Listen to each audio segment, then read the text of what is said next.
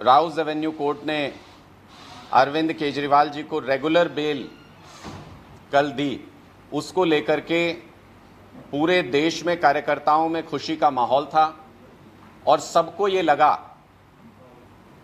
कि कानून और सत्य की जीत हुई है।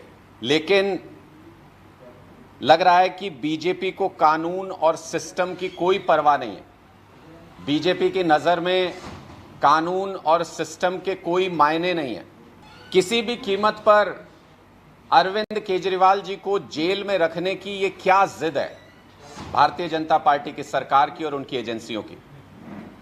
आज तक ईडी इस केस में एक सबूत पेश नहीं कर पाई है।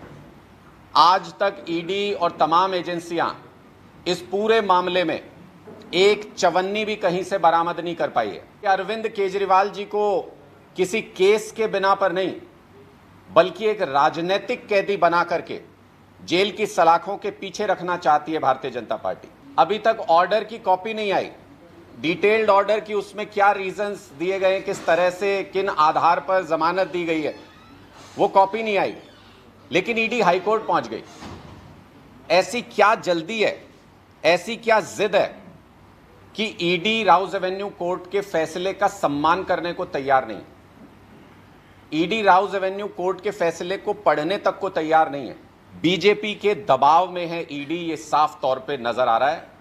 मुझे तो लगता है, ऐसा प्रतीत होता है कि कल रात को ईडी के अधिकारियों को बीजेपी के दिग्गज नेताओं से बहुत डांट पड़ी है कि किसी भी हालत में ये नहीं होना चाहिए, अरविंद केजरीवाल जी को बाहर नहीं आना चाहिए।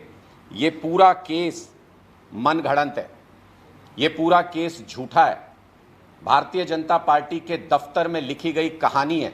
जिस तरीके से उन्होंने हरियाणा के बेटे के साथ, हरियाणा में पैदा हुए अरविंद केजरीवाल जी के साथ जो दुश्मनी दिखाई है, उसका जवाब भारतीय जनता पार्टी को आने वाले वक्त में हरियाणा के लोग भी देंगे और देश के लोग भी देंगे।